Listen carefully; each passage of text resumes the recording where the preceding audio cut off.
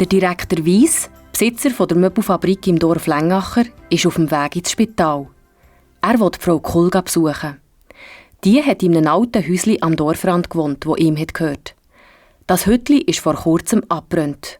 Und wenn der Jonas, der Pflegebub von Geisers, Frau Kull nicht noch rechtzeitig rausgerettet hätte, dann wäre sie verbrannt.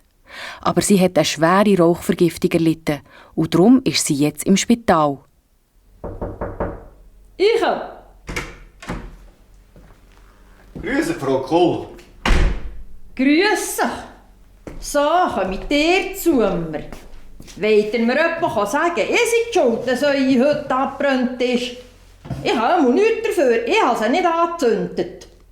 Hey, Frau Kull, von dem ist nicht die Rede. Ich wollte nur mal schauen, wie es euch geht. Ich bin froh, dass ihr euch langsam wieder erholt. Ja, gell, ich habe nach einem schönen Streich gespielt, dass ich nicht gestorben bin. Der hätte ja den Pflegekiel von Pöstler schon lange am liebsten in einem Erziehungsheim versorgt. Und das wäre jetzt gerade eine gute Gelegenheit gewesen dafür. Zum Glück konnte ich noch rechtzeitig erzählen, wie es bei diesem Brand zugegangen ist. Schaut, Frau Kull, manchmal macht man halt Fehler, ohne es zu wollen. Und schliesslich müsst ihr ja zugeben, dass der Bauer sich Verschiedenes geleistet hat, was ziemlich unter dem Strich war.